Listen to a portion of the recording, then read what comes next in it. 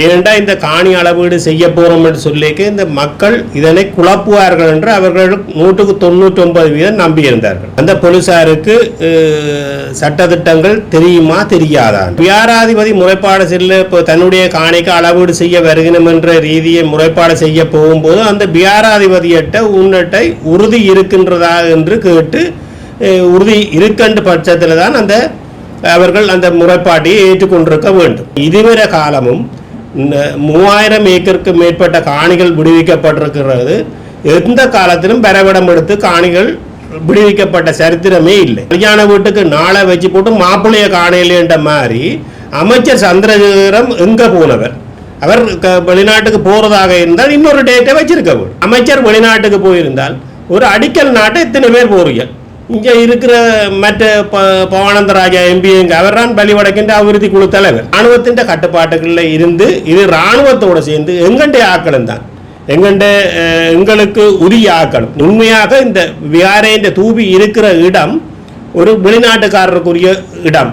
இதை காட்டி கொடுத்து சர்வேந்திர சில்வாவோடு சேர்ந்து இந்த விடயங்களை செய்த எங்கண்டே ஆக்கள் தான் இன்றும் இருக்கிறாங்க. நீங்கள் 2009ஆம் ஆண்டுக்கு பிறகு நிறைய துரோகிகள் ஆரம்பத்தில் இருந்தாலும் நிறைய துரோகிகள் ஒவ்வொரு முறை ஒவ்வொரு காரணத்தை தமிழ்ச்சாளராக சொல்லப்பட்டு கொண்டிருக்கும்.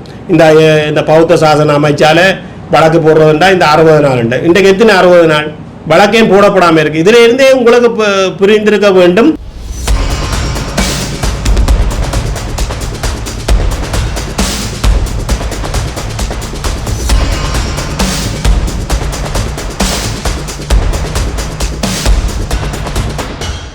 சிங்கம் பிரபாகரன், பிரேச உறுப்பினர், வலிவடக்கு ஐக்கிய மக்கள் சக்தி.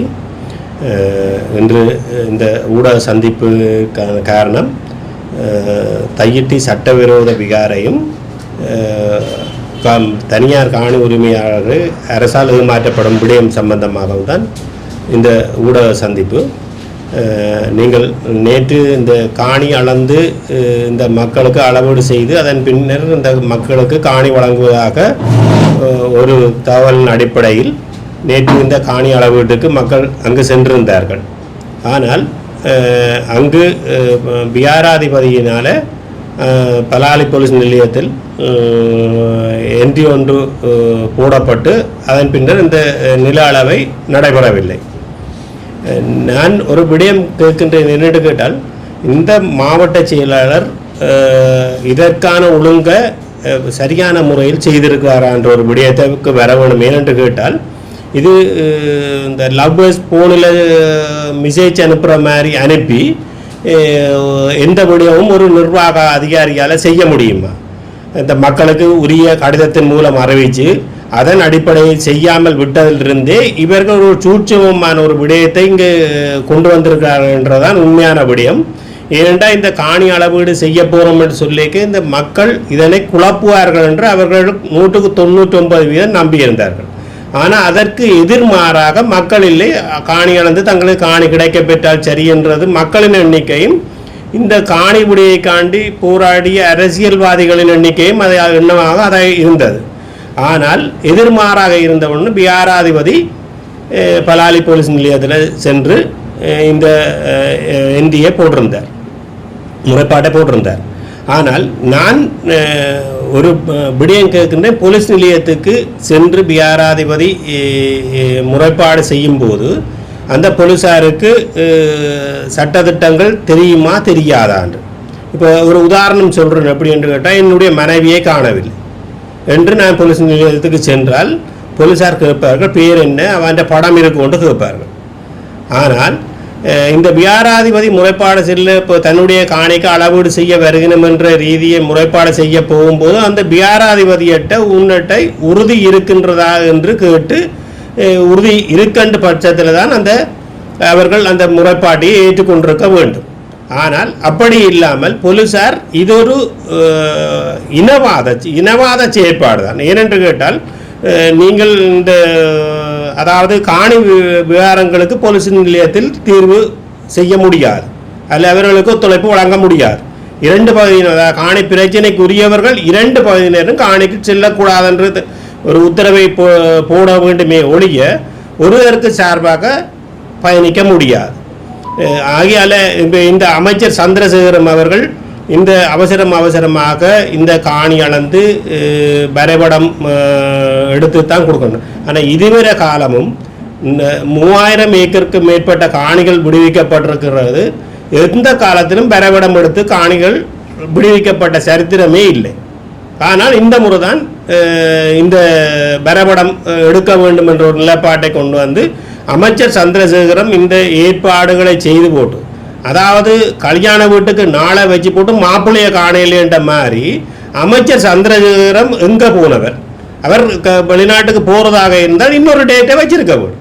ஆகையால் ஆரம்பத்தில் இருந்தே ஒரு சூழ்ச்சி முறையாகத்தான் இந்த விகார காணி விடயம் என்னென்றால் காலம் தாழ்த்துவதற்கு இந்த மாதம், அதாவது பிரேசபையில் 7ஆம் மாதம் 19ஆம் தேதி எடுக்கப்பட்ட தீர்மானத்துக்கு அமைய இந்த மாதம் வழக்கு போடுவதாக தவிசாளர் அறிவிச்சிருக்கார். உண்மையாக தவறே தவிசாளராக ஏனென்று கேட்டால் 7ஆம் மாதம் 19ஆம் தேதி எடுக்கப்பட்ட தீர்மானத்துக்கு 8 அல்லது 9ஆம் மாதமே இந்த வழக்கு தாக்கல் செய்யப்பட்டிருக்க வேண்டும். அவர் ஏன் இதற்கான இந்த வழக்கு போடாமல் தாமதிப்பதன் நோக்கம் என்னவென்று எங்களுக்கு விளங்கவில்லை. பிகாராதிபதியின் பக்கமாக சென்று இந்த பயணத்தை மேற்கொள்கிறாரா என்ற ஒரு அமிச்சம் எனக்கு இருக்கின்றது. அதே நேரத்தில் இந்த வழக்கு போடுவதை தாமதிக்கிறதுக்கா அல்லது இந்த மக்கள் வந்தால் இதை சாட்டி கொண்டு இன்னொரு 2 வருஷம் மக்கள் இந்த அளவீட்டை இடைநிறுத்தினால் இன்னொரு பக்கம் 2 வருஷம் கொண்டு செல்லலாம் என்று எண்ணப்பாடா தெரியவில்லை. மற்றது குழந்தை பிள்ளைக்கு விளையாட்டு சுண்டலிக்கு ஜீவன் போகிற மாதிரி இந்த குழந்தை பிள்ளைகளை தான் அமைச்சராக போட்டுக்கிறாங்க. அமைச்சருக்கு ஒரு விடயமும் தெரியாமல் செய்திருக்கார். சரி, அமைச்சர் வெளிநாட்டுக்கு போயிருந்தால் ஒரு அடிக்கல் நாட்டை இத்தனை பேர் போறீங்க. இங்கே இருக்கிற மற்ற பவானந்தராஜா எம்பி எங்க அவர் தான் பலி வடக்கின்ற அபிவிருத்தி குழு தலைவர், அவர் எங்க, இவர்கள் எல்லாருமே அங்கே அந்த இடங்களுக்கு சமூகம் அளிக்கவில்லை. ஆகையால் இப்படி பேக்காட்டான விடயத்தை நீங்கள் படம் காட்டி வந்தனீர்கள், படத்தை திருப்பி காட்டி மக்களை ஏமாற்றுகிறீர்கள் என்ற ஒரு விடயத்தை கொண்டு வருகின்றோம். மற்றது மாவட்ட செயலாளருக்கு அங்கே புத்தவியாரைக்குரிய 20 பிறப்பு காணி இருக்கு. அதுக்குள்ளே இருந்த 6 பேரை மாவட்ட செயலர் எழுப்பி வேறு இடத்துல அமர்த்தி புத்த விகாராதிபதிக்கு காணியை வழங்கிய விடயம் தெரியாது. அவர் அங்கு வந்து இந்த விடயம் சம்பந்தமாக நெறிப்படுத்தி கொண்டிருக்கின்றார். இனிமேலாவது மாவட்ட செயலாளரை கேட்கிறது என்னென்று கேட்டால், நீங்கள் உரிய நடைமுறையின்படி, அதாவது காணி உரிமையாளர்கள் கடிதம் மூலம் அறிவித்தல்களை வழங்கி எல்லோருடன் கதைத்து அதற்கு பிறகான ஒரு நடவடிக்கையை செய்ய வேண்டும். குழந்தை பிள்ளைத்தனமாக அரசாங்கத்துக்கு சார்பாக நடந்தால், நீங்கள் 60 வயதில் பென்ஷன் எடுத்து போட்டு போயிருந்து அதற்கு பிறகு வெளியே செல்லும் போது யாருமே உங்களை கவனிக்க மாட்டார். இது அவருக்கு மட்டுமில்லை, எல்லாருக்கும் உரிய ஒரு விடயம். ஆகையால் அதை நன்கு சிந்தித்து வாழ்கிற இந்த பூமியில் ஒரு கொஞ்ச காலம் அதற்கு ஏற்ற மாதிரி அந்த நடவடிக்கைகளை மேற்கொள்ள வேண்டும். தனித்து விகாரை அமைக்கப்படும் காலப்பகுதியில் வழிவடக்கு பிரதேச சபையின் உள்ளூராட்சி உறுப்பினராக தாக்கலுக்கு இருந்திருந்தீர்கள். அக்கால பகுதியிலே வந்து இந்த விகார கட்டுமானத்துக்கு எதிராக வந்து பிரதேச சபையில் முன்னெடுக்கப்பட்ட நடவடிக்கைகள் என்ன, அது ஏன் அந்த நடவடிக்கைகளை வந்து உரிய முறையில் எடுத்த தடுக்க முடியாமல் போகணும் கட்டும்போது? இல்லை, இது உண்மையாக இராணுவ கட்டுப்பாட்டுக்குள்ள தான் இந்த விகார கட்டுமானங்கள் நடைபெற்றது. இந்த இராணுவ கட்டுப்பாட்டுக்குள்ள உள்ள ஏரியாவுக்குள்ள எந்த இடத்துலையுமே கட்டுமானத்தை நாங்கள் தடை செய்யவும் முடியாது, அதுக்கு எதிர்ப்பு தெரிவிக்கவும் முடியாது என்பது உங்களுக்கு தெரிந்த ஒரு விடயம். ஆனால் அதே நேரத்தில் விகாரைக்குரிய காணி 20 பிறப்பு காணி இருக்கின்றது எங்களுக்கு நிச்சயமாக தெரியும். விகாரைக்குரிய காணி 20 பிறப்பு இருக்கின்றது தெரியும். ஆகையால் தான் அதற்கு ஒரு எதிர்ப்பலை இருந்தது. ஆனால் அதற்கு பிறகு நீங்கள் கூறிய விடயம் என்னுடைய விடயத்தை சொல்லுகின்றேன். நான் உங்கள்கிட்ட கட்சி 2ஆக பிளவுபட்ட போது நாங்கள் தற்போது சைப்ரநாசோட சென்றபடியினால் இந்த கட்டுமானம் மேலே வந்து இது வியாரதான் கட்டுப்படுதுன்றது தெரிகிற காலத்தில் நான் பிரதேச உறுப்பினராக இல்லை, என்னை ஒழுக்காட்டு நடவடிக்கையின் மூலம் விலத்தியிருந்தார்கள். அப்படியும் இருந்து அதற்கான எதிர்ப்புகளை முந்தியிருந்த பிரதேச உறுப்பினர் சஜீவன் ஊடாக நாங்கள் பயணித்திருந்தோம் என்பதை நீங்கள் ஊடகங்கள் வெளிக்கொண்டுவர்கள் நாங்கள் செய்யவில்லை என்றதை சொல்லாதீர்கள். நாங்கள் அந்த பயணத்தை மேற்கொண்டிருந்தோம்.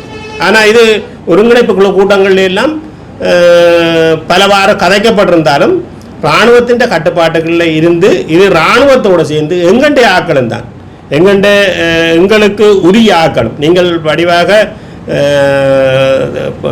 இதில் சொல்ல முடியாத சூழ்நிலை என்றாலும் எங்களுடைய ஆக்களும் சேராமல் இந்த காணிக்குள்ள அந்த கட்டுமானம் கட்டுப்படவில்லை. ஏனென்று கேட்டால் உண்மையாக இந்த விகாரையின் தூபி இருக்கிற இடம் ஒரு வெளிநாட்டுக்காரருக்குரிய இடம் ஆகியால் அந்த இடத்தை காட்டி கொடுத்தத ஒன்று இந்த அதாவது மக்களின் உறுதி ஒன்று சோலை வரிக்காக பிரதேச சபைக்கு வரும்.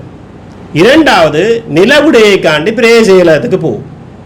ஆகியால் இதை காட்டி கொடுத்து சர்வேந்திர சில்வாவோடு சேர்ந்து இந்த விடயங்களை செய்த எங்கண்டே ஆக்கள்லாம் இன்றும் இருக்கிறாங்க. நீங்கள் 2009ஆம் ஆண்டுக்கு பிறகு நிறைய துரோகிகள் ஆரம்பத்தில் இருந்தாலும் நிறைய துரோகிகள் இன்றுதான் வளர்ந்து கொண்டிருக்கின்றார்கள் என்பதை நீங்கள் சற்று மறந்து விடாதீர்கள். இந்த விகாரைக்கான அடிக்கல் நாட்டு விழா வந்து 2 தடவை நடைபெற்றிருந்தது. ஒருக்கா வடமாகாண ஆளுநராக அப்போது இருந்த ரெஜினர் புரியவர்கள் அடிக்கல் நாட்டியிருந்த ஒரு இடத்துல, பின்னர் கொரோனா கால பகுதியில் தான் சவிந்திர சில்வா வந்து இன்னொரு இடத்துல அடிக்கல் நாட்டி அந்த விகார கட்டுமானம் கட்டப்பட்டிருந்தது. நீங்கள் சொல்லுகிற காலப்பகுதியில் வந்து அதாவது புதிதாக புதுப்பிக்கப்பட்ட பகுதியில் தான் விகார கட்டுமான பகுதிகள் முன்னெடுக்கப்பட்டிருந்தது.